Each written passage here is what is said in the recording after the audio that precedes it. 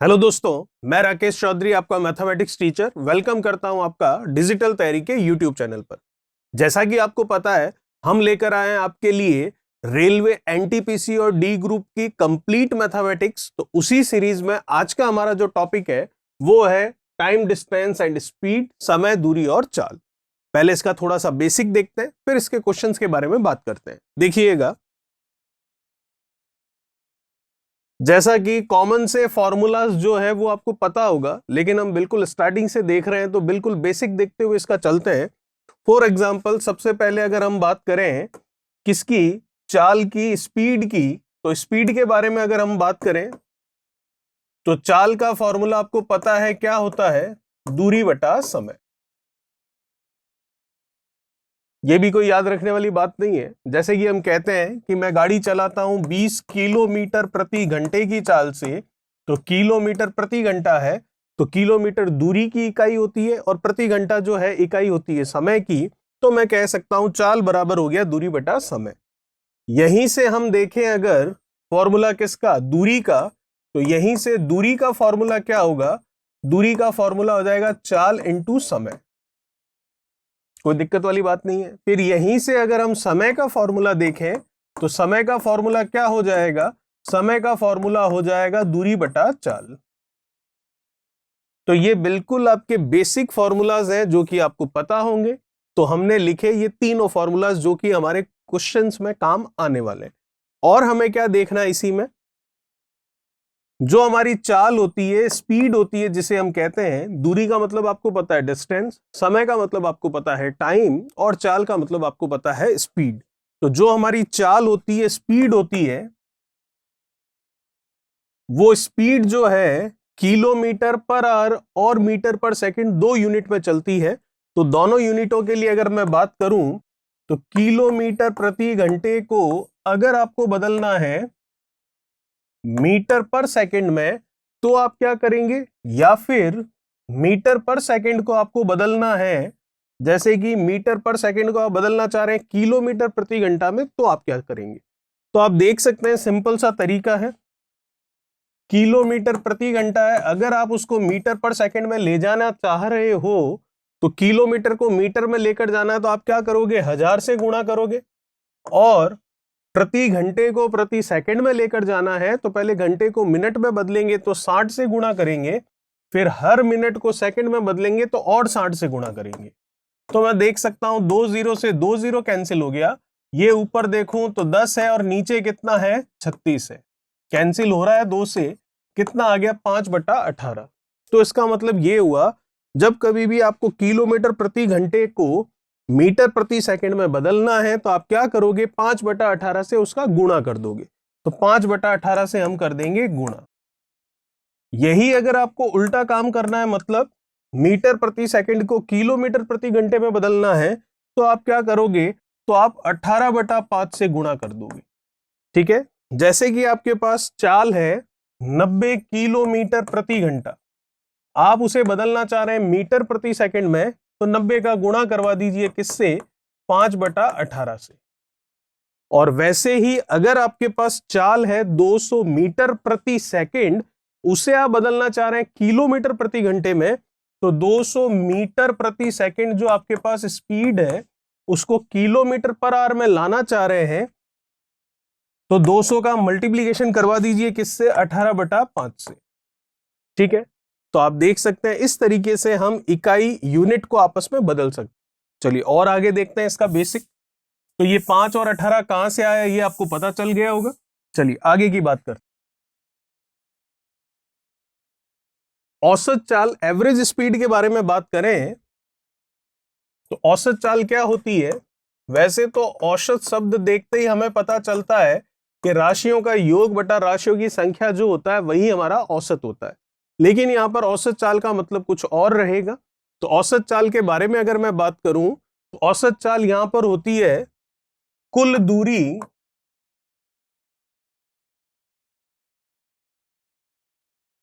बटा कुल समय।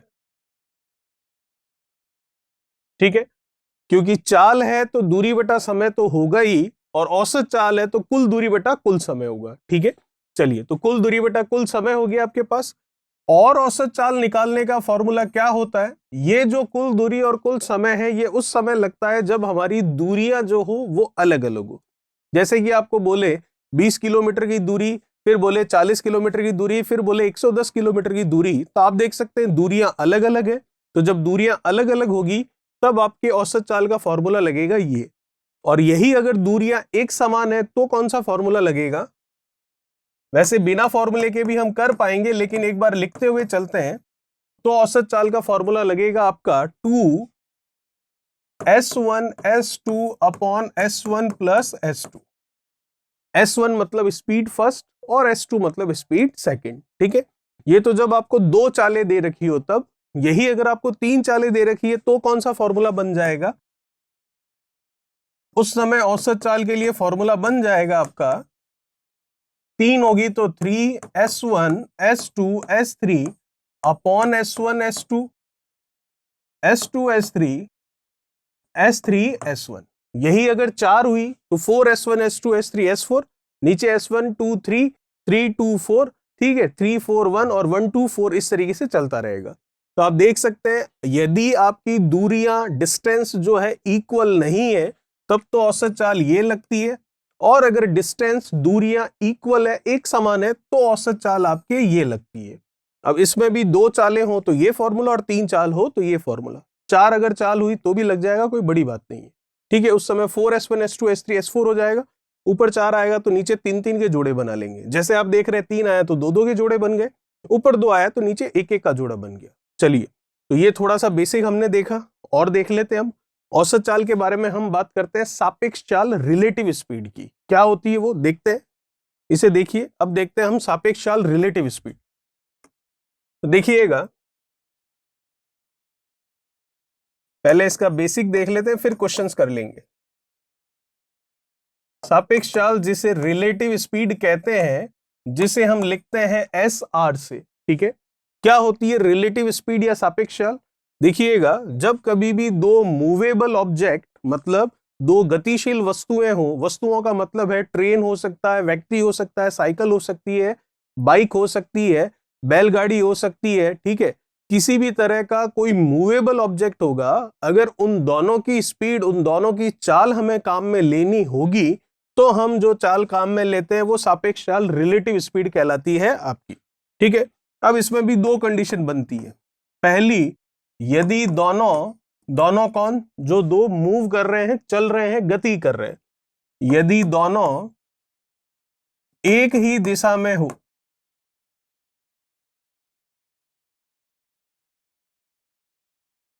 इसका मतलब पहला इधर जा रहा है S1 की स्पीड से तो दूसरा भी इधर जा रहा है S2 की स्पीड से। ठीक है, किसकी स्पीड ज्यादा है या किसकी कम ये हमें नहीं पता, हमें पता है दोनों की डायरेक्शन सेम है। तो उस कंडीशन में अगर हमें दोनों की स्पीड काम में लेनी है तो काम आती है रिलेटिव स्पीड, और दोनों सेम डायरेक्शन में होते हैं तो रिलेटिव स्पीड सापेक्ष चाल होती है उन दोनों का अंतर। अंतर का मतलब पहले में से दूसरे को घटाने का नहीं है, अंतर मतलब डिफरेंस, और डिफरेंस मतलब होता है बड़ी में से छोटी को माइनस करना। चलिए देखते हैं दूसरी कंडीशन क्या बनती है। यदि दोनों विपरीत दिशा, अपोजिट डायरेक्शन, जिसे हम कहते हैं एक दूसरे की ओर आना,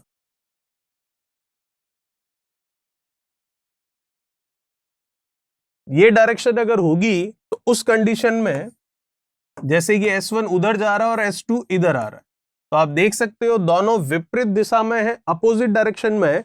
इसका मतलब दोनों एक दूसरे की तरफ आ रहे हैं। तो जब दोनों एक दूसरे की तरफ आएंगे तो जो रिलेटिव स्पीड, जो सापेक्ष चाल होगी, जो SR होगा, वो होगा इन दोनों का योगफल। ठीक है, तो आपको समझ आया होगा सापेक्ष चाल मतलब जब दो मूवेबल ऑब्जेक्ट होते हैं, गतिशील वस्तुएं होती है, तो जब दोनों की हमें स्पीड, चाल लेनी होती है तो हम सापेक्ष चाल लेते हैं, और उसके दो तरीके हैं, ये रहे आपके सामने। दोनों की डायरेक्शन सेम हो तो दोनों का डिफरेंस, और दोनों की डायरेक्शन अगर अपोजिट हो तो दोनों का योगफल। अब सापेक्ष चाल के लिए एक शर्त जरूरी है, और वो शर्त क्या है? दोनों गतिशील एक ही समय पर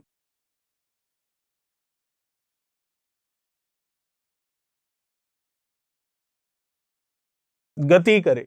इसका मतलब जिनके बारे में बात हो रही है, जिनके लिए आप रिलेटिव स्पीड सापेक्ष चाल ले रहे हैं, वो दोनों सेम टाइम पर मूव करने चाहिए।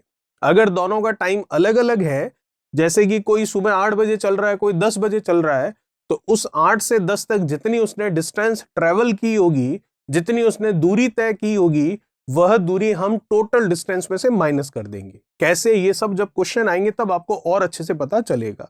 तो मेन बात यही है कि जिनके लिए आप रिलेटिव स्पीड ले रहे हैं वो दोनों सेम टाइम पर स्टार्ट होने चाहिए, गति करने चाहिए।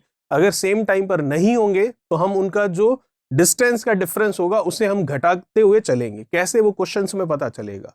और अगर क्वेश्चन नहीं कहता है कि कौन कब स्टार्ट हुआ है, तो आप बाय डिफॉल्ट मानकर चलिए कि दोनों सेम टाइम पर ही रवाना हुए होंगे। ठीक है, चलिए ये और बेसिक देखा हमने। अब थोड़ा सा ट्रेन के बारे में बेसिक क्या है वो भी हम समझ लेते हैं।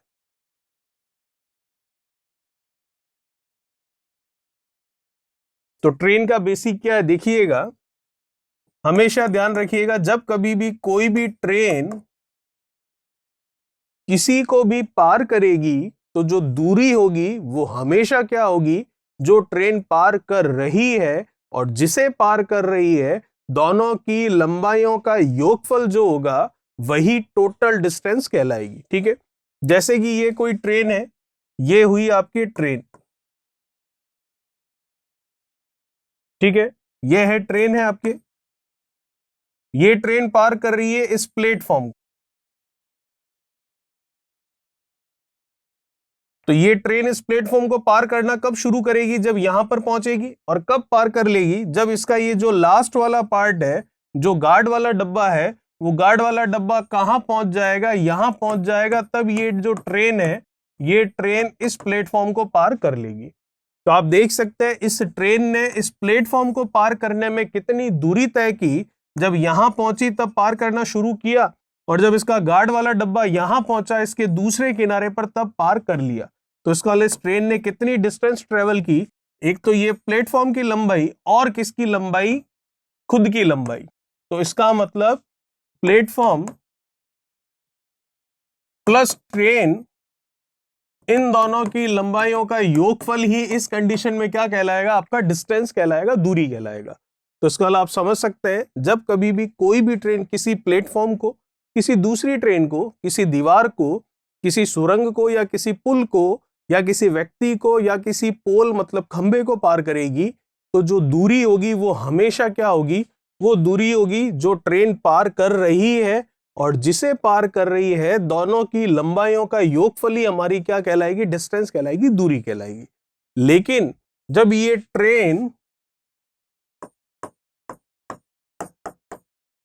ट्रेन किसी व्यक्ति को पार करती है या फिर किसी खंबे को मतलब पोल को पार करती है, उस समय जो डिस्टेंस होती है वो केवल और केवल ट्रेन की लंबाई ही काम में ली जाती है।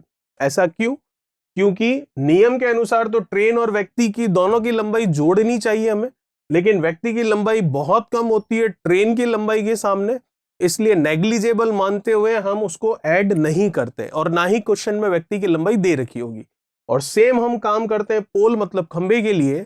तो इसका मतलब आपको ये ध्यान रखना है, बेसिक कंसेप्ट, कि ट्रेन जब किसे भी पार करेगी तो जो दूरी होगी वो ट्रेन की लंबाई और जिसे पार कर रही है दोनों की लंबाइयों का योगफल होगी।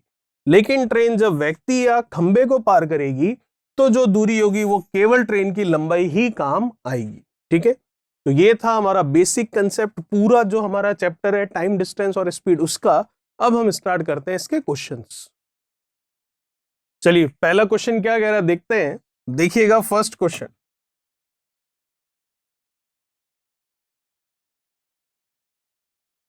क्वेश्चन फर्स्ट आपको कह रहा है कि कितने समय में सर्वेश 400 मीटर की दूरी तय करेगा यदि वह 20 किलोमीटर प्रति घंटे की चाल से चलता हो। तो आपको क्या पूछ रहा है, यहां पर समय पूछा जा रहा है। ठीक है, डिस्टेंस आपको गिवन है कितनी, 400 मीटर, और टाइम आपको पूछ रहा है, और आपको स्पीड दे रखी है क्या, 20 किलोमीटर प्रति घंटा। कोई दिक्कत नहीं है, तो हम निकाल सकते हैं टाइम। तो टाइम का फॉर्मूला आपको पता है क्या होता है, डिस्टेंस अपॉन स्पीड, यही होगा। डिस्टेंस हमारे पास कितनी है, डिस्टेंस है आपके पास 400 मीटर की, और चाल आपको दे रखा है किलोमीटर प्रति घंटे में, और ऑप्शन जो है वो है मिनट में। कोई दिक्कत नहीं है, निकाल लेते हैं। तो देखते हैं हम, जो 400 मीटर है उस 400 मीटर को किलोमीटर में अगर मैं बदल लूं तो किसका भाग देना पड़ेगा, 1000 का, तो दे दिया। ठीक है, फिर ये तो हो गया टाइम, सॉरी डिस्टेंस हो गई।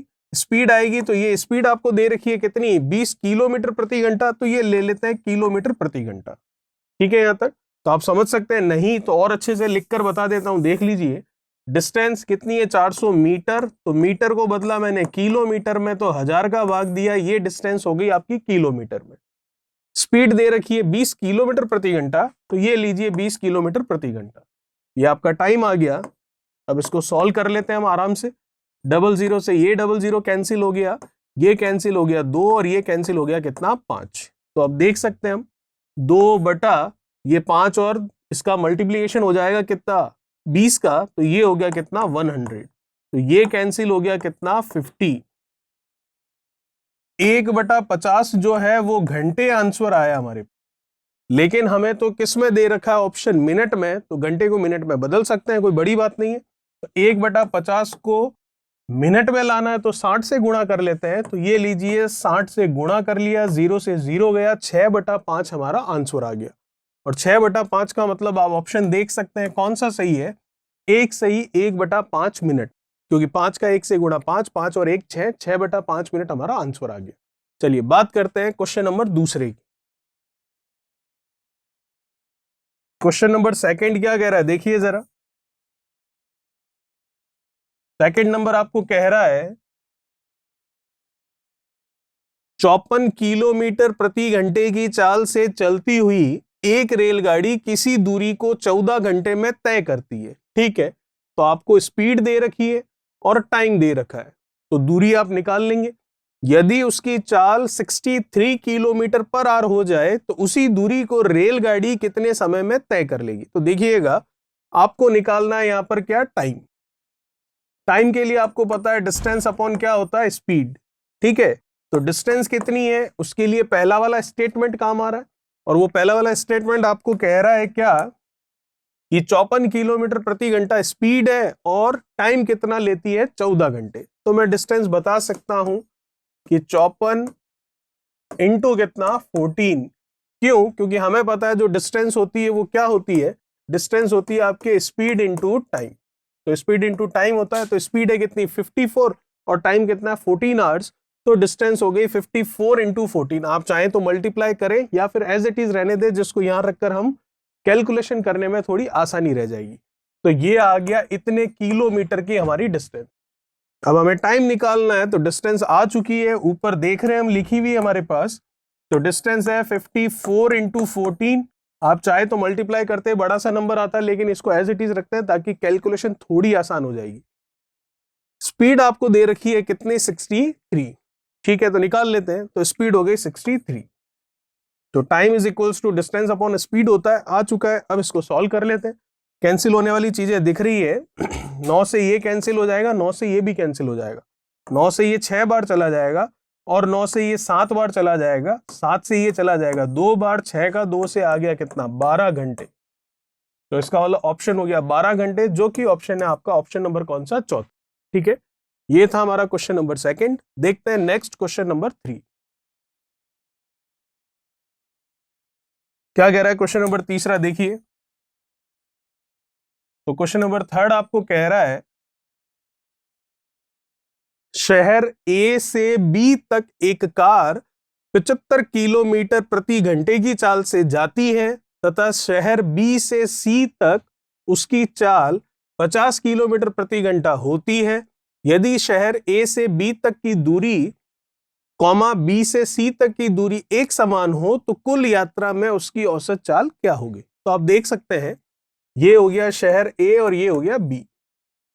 ए से बी तक जा रही है कितने की स्पीड से, 75 किलोमीटर पर आवर की स्पीड। ठीक है, फिर बी से सी तक जा रही है, ये बी और ये सी, कितने की स्पीड से, 50 किलोमीटर प्रति घंटे की चाल से। तो अब आप देख सकते हैं ए से बी जितनी डिस्टेंस है उतनी ही डिस्टेंस बी से सी भी है प्रश्न के अनुसार।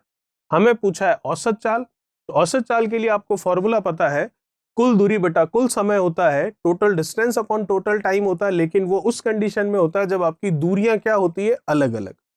और अगर दूरियां एक समान हो, जैसा कि इस क्वेश्चन में है हमारे पास, तब हमारा कौन सा फॉर्मूला लगता है, फॉर्मूला लगता है एस वाला। और अगर एस वाला मतलब स्पीड वाला, अगर दो चालें होती है, दो स्पीड होती है, तो 2s1s2 upon s1 plus s2, और तीन होती है तो 3s1s2s3 upon s1s2 plus s2s3 plus s3s1। ठीक है, तो इसको उस फॉर्मूले से भी देख लेते हैं। और अगर आप ये एस वाला फॉर्मूला याद ना रखना चाहें और आप चाहें कि आप कुल दूरी बटा कुल समय वाले फॉर्मूले से ही इसे करें, तो वो भी हम कर सकते हैं। ठीक है, वो कैसे होगा, तो इसकी औसत चाल निकालनी है, तो पहले एस वाला फॉर्मूला लगाकर देखते हैं। तो एस वाला फॉर्मूला क्या होगा, औसत चाल एवरेज स्पीड के लिए 2s1, s1 कोई भी ले सकते हैं आप, चाहे तो 75 लीजिए या 50 लीजिए, एक ही बात, into s2 upon s1 plus s2। तो हम देख सकते हैं कितना होगा, 50 का 2 से कर लिया कितना 100, 100 का 75 से कितना 7500, 50 और 75 इनको ऐड कर लेते हैं तो ये कितना हो गया 125। ठीक है, चलिए 25 से कैंसिल कर लेते हैं दोनों को ही, 25 से इसको कैंसिल कर लिया तो ये 5 बार जाएगा, और 25 से इसको किया तो ये 3 बार जा रहा है।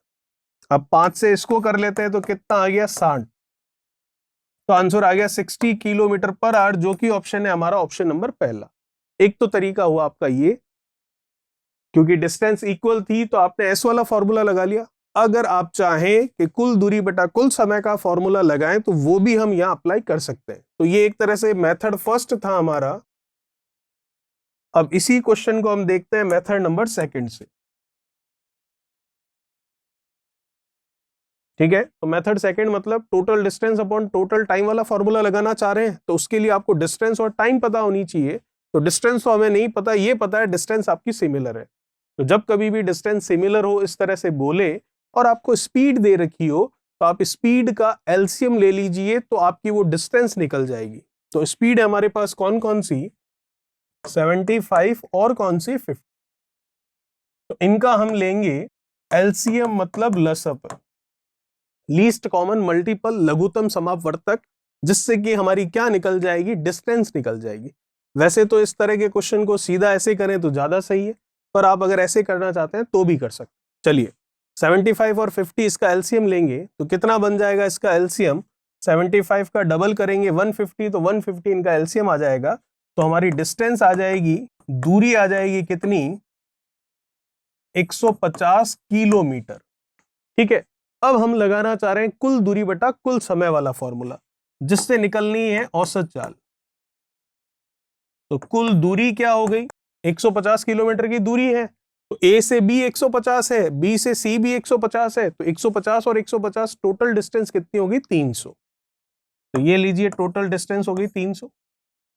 अपॉन क्या करना है हमें, टाइम, टोटल टाइम। तो 150 किलोमीटर अगर 75 की स्पीड से कोई जाएगा, कितने घंटे लगाएगा, 2 घंटे। चलिए वैसे ही और 150 किलोमीटर आगे का कोई 50 की स्पीड से जाएगा तो कितने घंटे लगाएगा, 3 घंटे। ये लीजिए, तो टोटल घंटे कितने हो गए 5, और टोटल डिस्टेंस कितनी होगी 300 किलोमीटर। तो 300 में 5 का भाग दे देंगे तो वही चीज आएगी जो यहां दिख रही है, 60 किलोमीटर पर आवर। तो आप देख सकते हैं कोई सा भी मेथड लगाया आंसर वही आया, option number A 60 kilometre per hour. ये था क्वेश्चन नंबर 3। अब बात करते हैं नेक्स्ट क्वेश्चन, क्वेश्चन नंबर 4 के बारे में।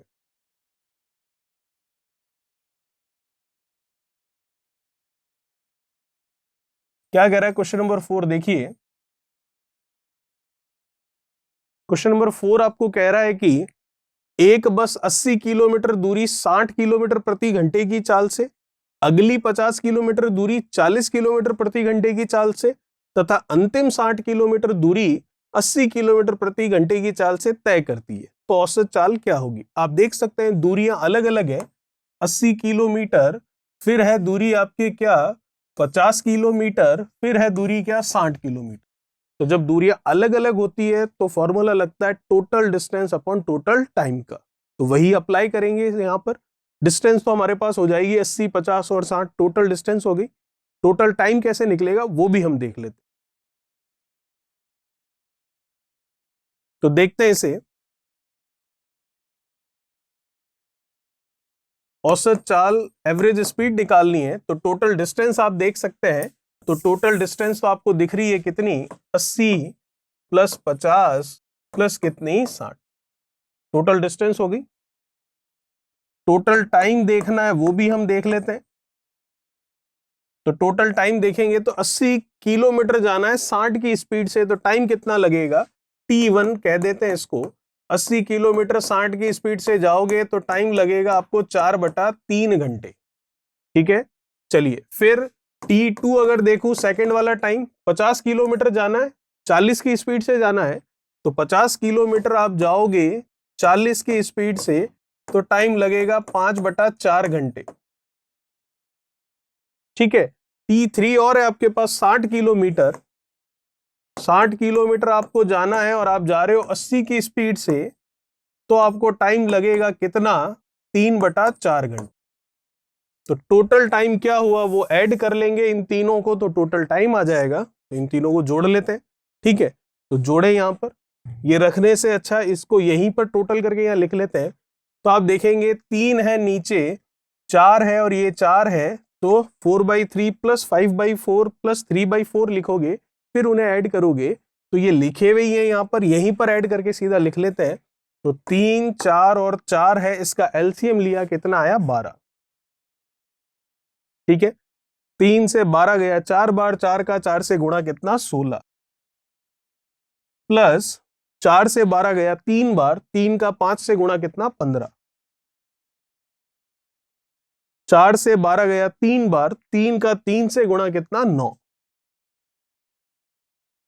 चलिए अब इसको सॉल्व करना है, कर लेते हैं।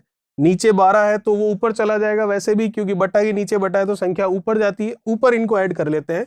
60 और 50 110 और ये 80 कितना हो गया, 190। तो इसे लिख लिया। तो अब इसको सॉल्व कर लेते हैं आगे। 0 से 0 कैंसिल कर दिया, 4 से 12 गया 3 बार, 19 का 3 से हम गुणा कर लेते हैं, तो ये आएगा कितना, 19 का 3 से मल्टीप्लीकेशन 57। तो आंसर आप देख सकते हैं 57 किलोमीटर प्रति घंटा, जो कि ऑप्शन मैच कर रहा है आपका, ऑप्शन नंबर कौन सा, चौथा। चलिए बात करते हैं नेक्स्ट क्वेश्चन, क्वेश्चन नंबर 5 के बारे में। क्या कह रहा है क्वेश्चन नंबर 5, देखिएगा। क्वेश्चन नंबर 5 आपको कह रहा है, दो आदमी ए तथा बी एक जगह पी से 3 किलोमीटर प्रति घंटा और 3.5 किलोमीटर प्रति घंटे की चाल से चलते हैं, कोई दिक्कत नहीं है। ठीक है, फिर आपको कह रहा है 3 घंटे के बाद उन दोनों के बीच की दूरी जो है, या फिर ऐसा कह रहा है 3 घंटे के बाद दोनों एक दूसरे से कितने दूरी पर होंगे, तो बताइए। और डायरेक्शन जरूर दे रखी, उसके बिना तो पता चलेगा नहीं। डायरेक्शन कह रहा है एक समान दिशा में हो, बहुत आसान है। किस तरीके से, देखिएगा, ये हो गया कोई पी बिंदु जहां से वो चल रहे हैं और यहां कहीं उनको जाना है। ठीक है, ये है ए जो कि उधर ही जा रहा है, और ये है बी जो भी सेम डायरेक्शन में उधर जा रहा है। दोनों सेम टाइम पर रवाना हुए हैं, स्पीड दोनों की अलग अलग है। ए वाले की स्पीड है 3 किलोमीटर प्रति घंटा और इसकी स्पीड है 3.5 किलोमीटर प्रति घंटा। कितने घंटे बाद, ये कह रहा है 3 घंटे के बाद। तो 3 घंटे के बाद दोनों जो हैं एक दूसरे से कितना दूरी पर होंगे, तो आप देख सकते हैं दोनों की डायरेक्शन सेम है। तो अगर ये 3 की स्पीड से जा रहा है ए, तो 3 की स्पीड से 3 घंटे में कितने किलोमीटर दूर पहुंच जाएगा, 9 किलोमीटर दूर।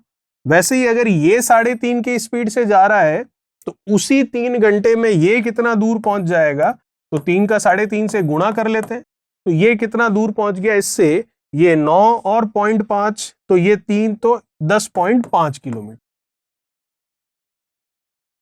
तो दोनों के बीच की आपको डिस्टेंस पूछी है, तो दोनों के बीच की डिस्टेंस क्या होगी, ये 9 किलोमीटर तय करेगा, ये 10.5 किलोमीटर तय करेगा, तो दोनों के बीच की दूरी होगी 1.5 किलोमीटर की, जो कि ऑप्शन है हमारा, ऑप्शन नंबर कौन सा, सेकंड। ऐसे कर सकते हैं, नहीं तो ऐसे भी देख सकते हैं कि इसकी स्पीड हर एक घंटे में कितनी है, 3 किलोमीटर, और इसकी स्पीड हर एक घंटे में कितनी है, 3.5 किलोमीटर। तो एक घंटे में इनके बीच में अंतर कितने किलोमीटर का है, 0.5 किलोमीटर का।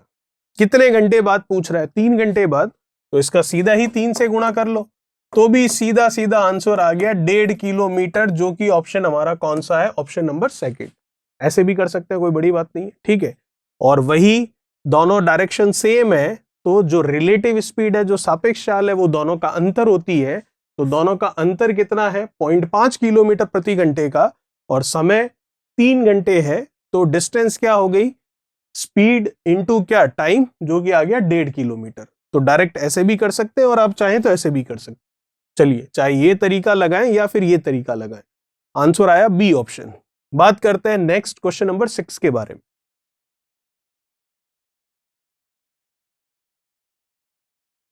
क्या कह रहा है क्वेश्चन नंबर 6, देखिए। क्वेश्चन नंबर 6 आपको कह रहा है, ए किसी दूरी को 4 किलोमीटर प्रति घंटे की दर से तय करता है, ठीक है। इसके आरंभ करने के 4 घंटे बाद बी उसका पीछा करता है और 10 किलोमीटर प्रति घंटे की चाल से साइकिल द्वारा जाता है, ये भी ठीक है। तो प्रारंभिक बिंदु से कितनी दूरी पर बी ए को पकड़ लेगा, चलिए देख लेते हैं। यहां से शुरू हुआ और यहां कहीं जाना होगा उनको, तो ए रवाना हुआ यहां से कितने की स्पीड से, 4 किलोमीटर प्रति घंटे की चाल से, तो ए जा रहा है इस साइड में 4 किलोमीटर पर आवर की स्पीड से। फिर क्या हुआ, 4 घंटे बाद में बी ने उसका पीछा करना शुरू किया, तो 4 घंटे बाद की स्थिति देखें, तो 4 घंटे बाद, 4 घंटे बाद क्या होगा, ये जैसे दूरी है दो स्थानों के बीच की, तो ए तो रवाना हो चुका है 4 घंटे बाद, तो ए जो है 1 घंटे में कितने किलोमीटर जाता है, 4 किलोमीटर जाता है।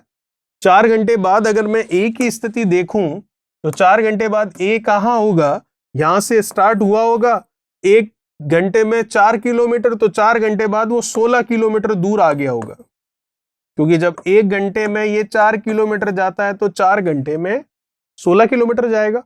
तो ए तो अभी भी आगे ही चल रहा है, रुका हुआ नहीं है। लेकिन 4 घंटे बाद हुआ क्या, बी ने चलना शुरू कर दिया यहां से ही, कितने की स्पीड से, उसके पीछे पीछे 10 किलोमीटर प्रति घंटे की चाल से। तो ये देख सकते हैं 10 किलोमीटर प्रति घंटे की चाल से बी उसके पीछे जा रहा है 4 घंटे बाद में, और 4 घंटे में ए जो है यहां से 16 किलोमीटर दूर आ चुका है, और ए अभी भी रुका नहीं है, अभी भी ए चल ही रहा है, और 4 किलोमीटर प्रति घंटे की चाल से ही आगे बढ़ रहा है। चलिए ठीक है, अब क्या पूछा उसको हम देखते हैं। तो आपको पूछ रहा है कि प्रारंभिक बिंदु से कितनी दूरी पर बी ए को पकड़ लेगा, बी उसके पीछे आ रहा है, तेज स्पीड में आ रहा है, तो बी ही ए को पकड़ेगा, तो कितना दूर जाकर पकड़ेगा प्रारंभिक बिंदु से, वो डिस्टेंस आपको बतानी, बता सकते हैं। बी ए को पकड़ेगा तो हमें बताना एक बार के लिए पहले तो डिस्टेंस, तो डिस्टेंस के लिए पहले तो ये देखते हैं कितने टाइम बाद में पकड़ेगा। तो टाइम के लिए अगर मैं देखूं, तो टाइम के लिए हम देख सकते हैं, टाइम होता है आपका डिस्टेंस अपॉन स्पीड, तो दोनों के बीच की डिस्टेंस अगर मैं देखूं तो कितनी दिख रही है मुझे, 16 किलोमीटर। चलिए ठीक है। स्पीड की अगर बात करूं तो दोनों की डायरेक्शन सेम है, तो दोनों की डायरेक्शन अगर सेम है तो अगर स्पीड देखें तो क्या होगी, स्पीड, स्पीड होगी इनका अंतर, डिफरेंस, क्योंकि रिलेटिव स्पीड हम काम में ले रहे हैं। तो 4 और 10 इसका डिफरेंस कितना हो जाएगा, 6। इसको मैं कैंसिल कर लूं तो ये हो गया 8 और ये हो गया कितना, 3। 8/3 घंटे जो है वो लगेंगे। लेकिन ऐसा तो कुछ पूछा नहीं है अपने को, अपने तो ये पूछ रहा है कि प्रारंभिक बिंदु से कितनी दूरी पर पकड़ेगा। तो जरा ये 8/3 घंटे जो आए हैं, ठीक है, 8/3 घंटे किसे लग रहे हैं, बी को लग रहे हैं या ए को लग रहे हैं, बी को लग रहे हैं, क्योंकि बी ही तो ए को पकड़ रहा है। तो 8/3 घंटे में बी ए को पकड़ लेगा, और हर 1 घंटे में बी कितने किलोमीटर जाता है, 10 किलोमीटर। तो 8/3 घंटे में कितने किलोमीटर गया अभी पता चल जाएगा। तो डिस्टेंस निकल गई, प्रारंभिक बिंदु से बी द्वारा तय की गई दूरी, और बी द्वारा तय की गई दूरी ही तो हमें बतानी है कि बी ए को यहां से कितनी दूरी पर पकड़ लेगा। तो 8/3 घंटे में पकड़ेगा और 1 घंटे में 10 किलोमीटर जाता है, तो इसका मतलब कितना हो गया, 8/3 इंटू कितना, 10। तो हम कह सकते हैं ये हो गया आपके 80/3। ठीक है, 80/3 किलोमीटर हमारा आंसर आ गया। तो 80/3 किलोमीटर, तो ऑप्शन में अगर देखें तो ऐसा तो कहीं है नहीं, पॉइंट में है तो पॉइंट में इसको सॉल्व कर लेते हैं। 3 से गया कितनी बार, 2 बार, 6, फिर कितना हुआ ये 20, फिर गया 3 से कितनी बार, 18, 26 पॉइंट समथिंग कहीं दिख रहा है, बिल्कुल दिख रहा है ऑप्शन नंबर चौथा। तो आगे सॉल्व करने की जरूरत नहीं है, 26.7 ही आएगा। और अगर 26.2 जगह ऑप्शन में होते तो फिर इसको पूरा सॉल्व करते, तो आंसर आया 26.7 किलोमीटर। ये था क्वेश्चन नंबर 6। बात करते हैं नेक्स्ट क्वेश्चन नंबर 7 के बारे में। क्या कह रहा है क्वेश्चन नंबर 7, देखिए जरा।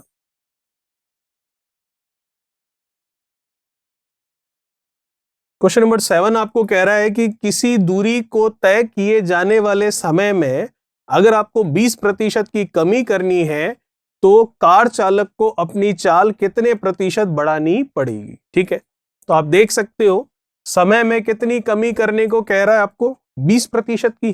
ठीक है, तो उसकी कार चालक को अपनी चाल कितने प्रतिशत बढ़ानी पड़ेगी। तो आप देख सकते हैं समय और जो चाल होता है एक दूसरे के इनवर्स होते हैं। तो जब इनवर्स होती है दो चीजें, तो हमने प्रतिशत परसेंटेज में देखा था डे 1 पार्ट फर्स्ट में कि जब दो चीजें इनवर्स होती है तो किस तरीके से एक बढ़ाने पर दूसरी कम हो या एक कम करने पर दूसरी बढ़े। तो तरीका हमारा क्या था, कितना प्रतिशत दे रखा है, 20%। जो पूछा है उसे तो छोड़ दीजिए, आप तो सिर्फ इतना देखिए ये 20% कमी का है या वृद्धि का, कमी का। तो 100 में से 20 कम करके नीचे लिख लेते हैं। अब वापस आपको किस में पूछा है, परसेंटेज में पूछा है, तो प्रतिशत लाने के लिए गुणा में करते हैं हम 100। ये कैंसिल हुआ कितनी बार, 4 बार, 4 से ये कैंसिल हुआ कितना, 25। तो आंसर आ गया 25%, जो कि ऑप्शन है ऑप्शन नंबर कौन सा आपका, दूसरा। ठीक है, ये था क्वेश्चन नंबर 7। ये कंसेप्ट हमने लगाया जो परसेंटेज में डे फर्स्ट में हमने पढ़ा था, इसी एनटीपीसी रेलवे के लिए जो हम कोर्स देख रहे हैं उसमें पहले दिन जब हमने प्रतिशत देखा था चैप्टर, उसका कंसेप्ट हमने यहां पर काम में लिया है। चलिए बात करते हैं क्वेश्चन नंबर 8। क्या है क्वेश्चन नंबर 8, देखिएगा जरा। क्वेश्चन नंबर 8वां आपको कह रहा है अपनी सामान्य चाल की 3/4 चाल से चलने पर कोई आदमी अपने कार्यालय अपने सामान्य समय की तुलना में 20 मिनट की देरी से पहुंचता है। उसके द्वारा अपने कार्यालय पहुंचने के लिए लिया जाने वाला सामान्य समय क्या होगा। देखिएगा, अच्छा क्वेश्चन है, किस तरीके से होगा देखते हैं। करने के 2-3 तरीके हो सकते हैं, लेकिन एक ही तरीका अपनाएंगे, इस तरह का कोई भी क्वेश्चन होगा वो सॉल्व हो जाएगा। क्या है देखते हैं। अपनी सामान्य चाल की 3/4 चाल से, तो नॉर्मल स्पीड हमें पता नहीं है, तो नॉर्मल स्पीड हमने s मान ली। एक बार तो जाएगा नॉर्मल स्पीड से और एक बार जाएगा अपनी नॉर्मल स्पीड के 3/4 से, इसका मतलब 3s/4 से। ठीक है, तो हम समझ सकते हैं जब नॉर्मल स्पीड से जाएगा तब तो क्या होगा, जल्दी पहुंचेगा, और जब उस नॉर्मल स्पीड के 3/4 से जाएगा तो लेट पहुंचेगा, टाइम ज्यादा लेगा।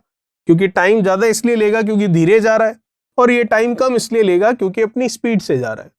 तो आपको कह रहा है अपने कार्यालय सामान्य समय की तुलना में 20 मिनट की देरी से पहुंचता है। तो देखिएगा 20 मिनट की देरी है, तो मिनट को घंटे में चेंज करना है तो 60 का भाग दे दीजिए, तो ये घंटे में चेंज हो गया। अब ये 20 मिनट की देरी है, मतलब एक तो है ऑफिस पहुंचने का टाइम, फॉर एग्जांपल हमने मान लिया सुबह 9 बजे का, आप कुछ भी मान सकते हैं, कोई फर्क नहीं पड़ेगा, फिक्स एक टाइम मान लिया हमने।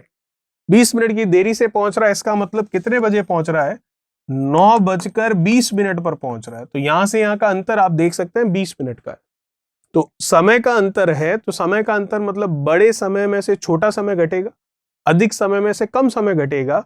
तो समय अधिक कब लगेगा, जब वो इस स्पीड से जाएगा। और समय क्या होता है, दूरी बटा चाल, तो दूरी हमें पता नहीं है तो d, और चाल हमें पता है 3s/4, तो दूरी बटा चाल तो 3s/4, तो 4 कहां चला गया, ऊपर। ये हो गया आपका समय। ठीक है, अधिक समय जो लग रहा है, तो अधिक समय माइनस कम समय करूं तो कम समय कब लगेगा, जब अपनी नॉर्मल स्पीड से जाएगा।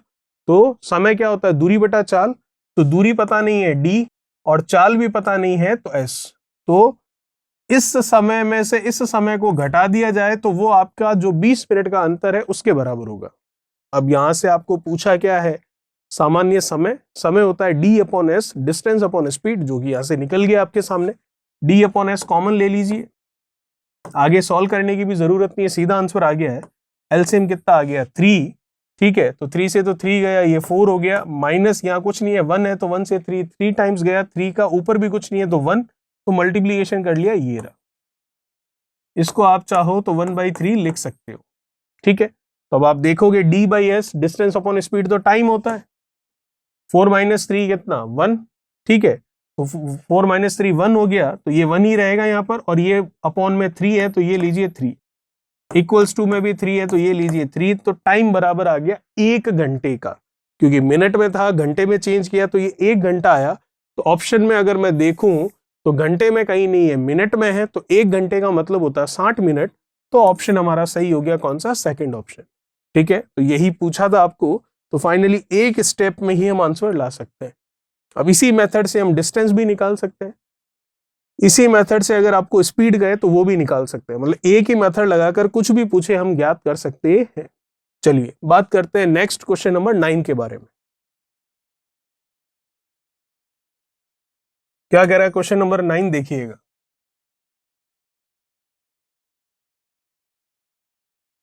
क्वेश्चन नंबर 9 आपको कह रहा है, रवि तथा अजय एक साथ एक स्थान ए से 60 किलोमीटर की दूरी पर स्थित बी के लिए रवाना होते हैं। मतलब दो स्थानों के बीच की दूरी है आपके पास कितनी, 60 किलोमीटर की, कोई दिक्कत नहीं है। रवि की चाल अजय की चाल से 4 किलोमीटर प्रति घंटा कम है, ये भी ठीक है। अजय बी पर पहुंचने के बाद वापस मुड़ता है और रवि से एक ऐसे स्थान पर मिलता है जो कि बी से 12 किलोमीटर की दूरी पर है, तो रवि की चाल क्या होगी ये बताइए। देखते हैं, अच्छा क्वेश्चन है, देखिएगा। ये दो स्थान हो गए हमारे पास, ये है आपके ए और ये है आपके बी, दोनों के बीच की दूरी आपको दे रखी है कितनी, 60 किलोमीटर। कोई दिक्कत वाली बात नहीं। आपको कह रहा है कि रवि की चाल अजय की चाल से 4 किलोमीटर प्रति घंटा कम है। रवि की जो चाल है वो अजय की चाल से 4 किलोमीटर प्रति घंटा कम है, ठीक है, लिख लेते हैं ताकि बार बार उधर नहीं पढ़ना पड़े। अब आपको ये कह रहा है कि अजय क्या करता है, बी पर पहुंचता है और वापस मुड़ जाता है और रवि से एक स्थान पर मिलता है। रवि और अजय दोनों यहीं से रवाना हुए हैं, रवि भी उधर जा रहा है और अजय भी उधर जा रहा है, लेकिन दोनों की चाल जो है उसमें फर्क है, इसलिए एक तेज जा रहा है और एक धीरे जा रहा है, रवाना एक ही समय पर हुए हैं। तो अब ये क्वेश्चन कह रहा है कि अजय बी पर पहुंचा, तो ये जो अजय है ये पहुंच गया बी पर, ये बी पर पहुंचेगा तो ये यहां पर पहुंचा, फिर क्या हुआ, बी पर पहुंचने के बाद वापस रवाना हो गया ए की तरफ, ये चल रहा है आपके अजय। डायग्राम सिर्फ आपको क्वेश्चन समझाने के लिए किया जा रहा है, एग्जाम में डायग्राम नहीं बनाना है।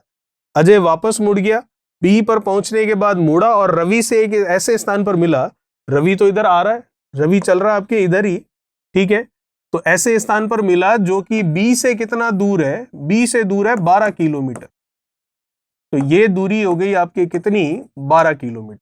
तो यहां पर क्या हुआ, अजय बी से मुड़कर वापस आया, तो अजय यहां पर और रवि बी की तरफ जा रहा है, तो रवि यहां पर, दोनों मिले हैं इस स्थान पर, ठीक है।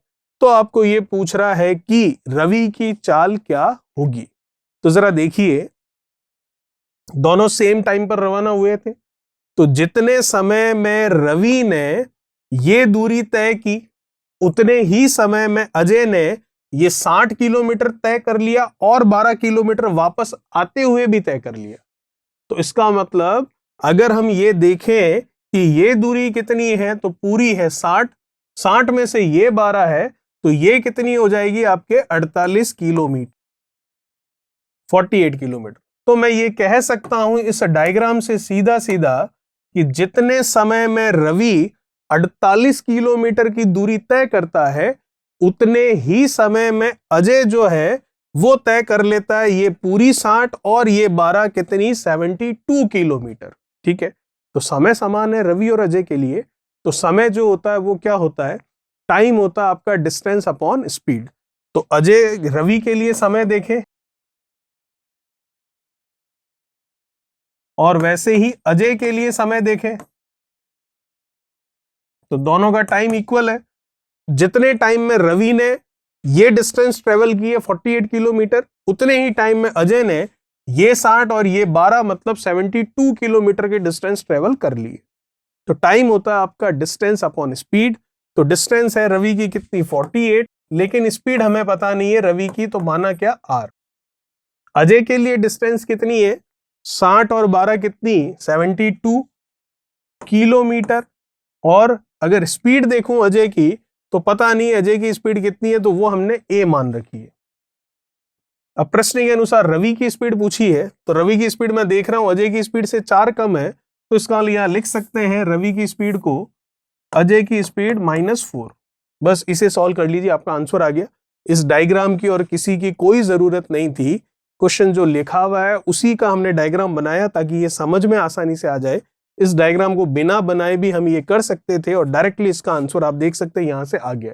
अब आप चाहें तो ऑप्शन से वैल्यू रखें और आप चाहें तो इसी को सॉल्व करें, तो एक लाइन में आंसर आ जाएगा। तो देख लेते हैं, यहीं से कैंसिल कर लेते हैं इसको। किससे जाएगा ये, अगर देखें तो चॉइस से गया ये कितनी बार 2 बार, ठीक है। और चॉइस से अगर उसको देखें तो वो गया कितनी बार 3 बार। तो अब क्रॉस मल्टीप्लीकेशन कर सकते हैं, ये 2a और वो 3a माइनस का 12 -12 इधर 2a इधर, तो 12 आ गया किलोमीटर प्रति घंटा। किसकी चाल, अजय की चाल। पूछी किसकी है आपको, रवि की।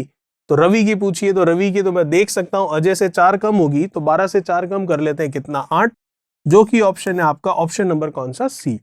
और अगर आप चाहते तो यहीं से रवि की निकालते तो भी आ जाती, कोई बड़ी बात नहीं, ठीक है।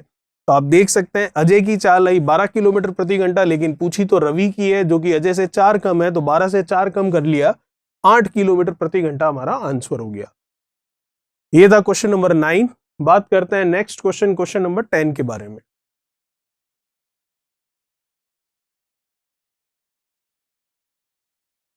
क्या कह रहा है 10वां सवाल देखिएगा। क्वेश्चन नंबर 10वां आपको कह रहा है ए तथा बी की चाल 3:4 के अनुपात में है।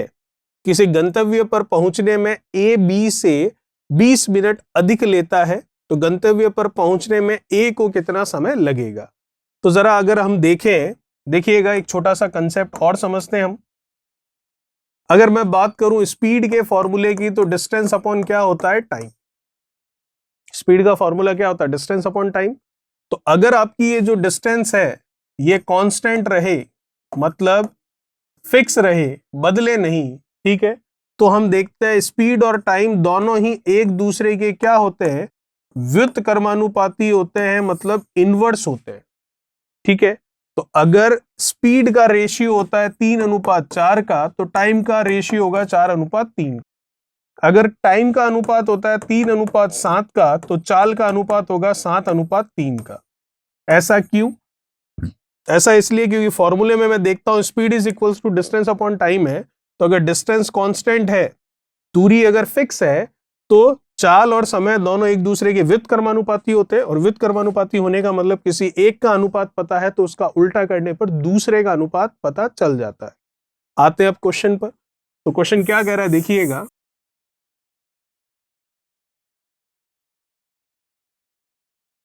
ए और बी की चाल जो है 3:4 के अनुपात में है। तो ये ए है आपका और ये बी है, दो व्यक्ति हैं, इनका अनुपात हमें पता है 3:4 किसका, चाल का, मतलब स्पीड का। तो टाइम का क्या होगा, इसका उल्टा होगा। तो टाइम का उल्टा कर दीजिए, 3 4 का उल्टा क्या है, 4 3। कोई दिक्कत वाली बात नहीं है। अब आपको क्या कह रहा है, किसी गंतव्य पर पहुंचने में ए बी से 20 मिनट अधिक लेता। तो अगर ए बी से 20 मिनट अधिक लेता है, तो बी ए से 20 मिनट कम लेता है, तो दोनों के द्वारा लिए गए समय का अंतर कितना है, 20 मिनट का। तो 20 मिनट का अंतर समय का है, तो ये लीजिए 20 ऊपर लिखा, तो नीचे हम लिख लेते हैं इनके द्वारा लिए गए समय के अनुपातों का अंतर। तो समय के अनुपातों का अंतर कितना है, इनका 1 है, तो ये लिख लिया नीचे 1। अब आपको क्या पूछ रहा है, ये ए को कितना समय लगेगा वहां पहुंचने में। तो ए के द्वारा लिया गया समय का अनुपात कितना है, 4, तो ये गुणा में लगा देते हैं 4, ठीक है। 20 का 4 से गुणा कर लेते हैं, ये आ गया 80, और ये क्या है इकाई मिनट, तो ये 80 भी क्या है मिनट। लेकिन ऑप्शन देखूं तो ऑप्शन घंटे में दे रखा है, तो 80 मिनट को घंटे में चेंज करना है तो 60 से भाग दे देते हैं, ये कैंसिल हो गया, ये कैंसिल हो गया, ये 4 और ये 3, तो 4/3 का मतलब हम कह सकते हैं 1/3 घंटे। तो 1/3 जो कि ऑप्शन हमारा मैच कर रहा है, ऑप्शन नंबर कौन सा, पहला। तो यही हमको पूछा था, जो कि आंसर आ चुका है ऑप्शन नंबर ए, 1/3 घंटे। और अच्छे से अगर इसको कहें तो 1 घंटे 20 मिनट हम इसको कह सकते हैं, क्योंकि 1/3 का मतलब होता है 20 मिनट्स। ये था क्वेश्चन नंबर 10। अब बात करते हैं नेक्स्ट क्वेश्चन नंबर 11 के बारे में।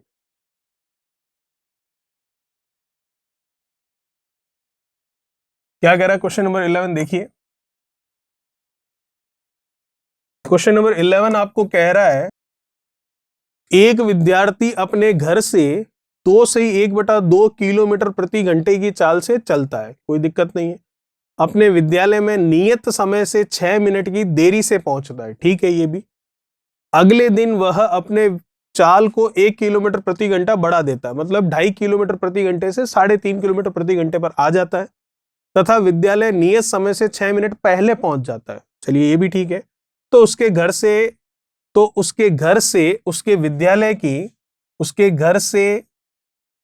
उसके विद्यालय की दूरी कितनी होगी, ठीक है। तो हम निकाल सकते हैं आसानी से, जो अभी हमने एक सवाल देखा था उसी पर आधारित है। मैंने आपको कहा था डिस्टेंस कहे, स्पीड कहे, टाइम कहे, सब निकाल सकते हैं उस तरीके से। तो वही तरीका यहां लगा लेते हैं।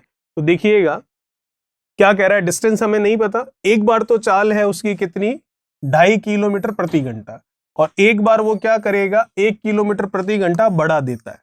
तो एक बार चाल हो गई 3.5 किलोमीटर प्रति घंटा। तो हम समझ सकते हैं अधिक समय कब लगेगा, जब धीरे की स्पीड से जाएगा, और धीरे की स्पीड कौन सी है, 2.5 किलोमीटर प्रति घंटे की। चलिए डिस्टेंस हमें निकालनी है, तो डिस्टेंस हम निकालेंगे। माना ऑफिस पहुंचने का सही समय जो है, वो सही समय मान लिया हमने सुबह 9 बजे का है, कोई दिक्कत वाली बात नहीं है, सुबह 9 बजे हम पहुंच सकते हैं, ये सही समय।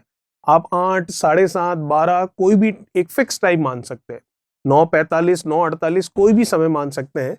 मैंने माना 9 बजे। तो आपको कह रहा है 2 स्थितियां, एक तो है 6 मिनट देरी से पहुंचना, और एक है 6 मिनट पहले पहुंचना। तो 6 मिनट देरी से मतलब क्या, 9:06 पर, और 6 मिनट पहले का मतलब क्या, 8:54 पर। तो यहां से यहां तक का अगर आप टाइम देखें, तो ये टाइम का अंतर मैं कितना देख पा रहा हूं, ये 6 और ये 6 कितने, 12 मिनट का फर्क। तो 12 मिनट को घंटे में बदलूं तो 60 का भाग दे दूंगा। तो ये आ गया टाइम का डिफरेंस, टाइम का अंतर। टाइम का अंतर का मतलब यहां से यहां तक का टाइम इंटरवल। तो टाइम का अंतर मतलब बड़े टाइम में से छोटा टाइम घटाएंगे तब ये आएगा। तो टाइम ज्यादा कब लगेगा, जब स्पीड क्या होगी, धीरे, और एक बार स्पीड है 2.5 किलोमीटर की, और एक बार है 1 किलोमीटर बढ़ जाना, मतलब 3.5 किलोमीटर की। तो इसका अधिक समय कब लगेगा, जब वो 2.5 की स्पीड से जाएगा। तो 2.5 की स्पीड से, तो ये 2 सही 1/2 है, इसे लिख सकते हैं 2 × 2 4, और 1 कितना, 5। तो 5/2, तो 2 कहां चला गया, ऊपर, ठीक है। तो ये डिस्टेंस अपॉन हो गया आपकी क्या, स्पीड। तो टाइम आ गया, और ये अधिक टाइम है क्योंकि स्पीड धीरे है। फिर एक बार 1 किलोमीटर प्रति घंटा बढ़ा दिया, मतलब 3.5 किलोमीटर प्रति घंटा कर दिया। तो इसका मतलब 2 का 3 से 6, और 1 कितना, 7/2। तो ये डिस्टेंस अपॉन स्पीड देखूं तो 7/2, तो 2 कहां चला गया, ऊपर। तो इस टाइम में से इस टाइम को मैं माइनस कर दूं, तो हमारे पास 12 मिनट का जो फर्क आ रहा है वो आ जाएगा। हमें निकालना है डिस्टेंस, तो वो अब आपके सामने निकल चुकी है, डी ही निकलेगा यहां से। तो डी निकाल लेते हैं, कितना आएगा। तो देखिएगा एलसीएम ले लीजिए, 7 और 5 का कितना हो रहा है, 35। 5 से 35 गया, 7 बार 7 का 2 से कितना, 14, तो ये 14D। 7 से 35 गया, 5 बार 5 का 2 से कितना, 10। ये 12 को इससे मैं कैंसिल कर सकता हूं 5 बार, इसको इधर मैं कैंसिल कर सकता हूं 7 बार। 14 में से इसको कम कर लिया 10 को, तो 4D, और 7 कहां चला गया, 1 के पास क्रॉस मल्टीप्लीकेशन होकर, और ये 4D है तो 4 नीचे चला जाएगा। तो D जो पूछा है वो आगे आपके पास 7/4 किलोमीटर, 7/4 किलोमीटर है बिल्कुल हमारे पास। तो ऑप्शन नंबर हम कह सकते हैं ऑप्शन नंबर सेकंड बिल्कुल सही होगा। तो मेथड वही लगाया हमने, डिस्टेंस निकाली, इससे पहले जो क्वेश्चन आया था उसमें टाइम निकाला, और अगर स्पीड पूछे तो भी इस तरीके से निकाल सकते हैं। तो ये था क्वेश्चन नंबर 11। बात करते हैं नेक्स्ट क्वेश्चन 12 के बारे में। क्या है क्वेश्चन नंबर 12, देखिएगा। क्वेश्चन नंबर 12 आपको 12 नंबर आपको कह रहा है, एक व्यक्ति साइकिल से 150 मीटर की दूरी 25 सेकंड में तय करता है तो उसकी चाल किलोमीटर प्रति घंटे में क्या होगी। स्पीड पूछी है, तो स्पीड आपको पता है डिस्टेंस अपॉन टाइम, डिस्टेंस है 150 और टाइम है 25, लेकिन किलोमीटर प्रति घंटे में बदलना है तो इसको 18/5 से क्या करना पड़ेगा, गुणा। बस कैंसिल कर लेते हैं, 25 से 150 जाएगा कितनी बार, ये जाएगा 6 बार। अब अगर देखें और कैंसिल हो रहा है क्या, ये नहीं हो रहा तो ठीक है, 18 का 6 से गुणा कर लेते हैं, तो 8 का 6 से कर लिया 48, और ये कितना है 10, तो ये हो गया कितना 60, 60 और 48 हो गया आपके कितना 108/5। तो 5 से गया 2 टाइम्स, फिर 5 से गया 1, तो 21.6 जो एक ही ऑप्शन हमें दिख रहा है पॉइंट में, वही हमारा आंसर हो जाएगा। तो ये था क्वेश्चन नंबर हमारा कौन सा 13, सॉरी क्वेश्चन नंबर ये था आपका 12। बात करेंगे नेक्स्ट क्वेश्चन 13 के बारे में। Thank you so much. Please like, share, subscribe digital तैयारी।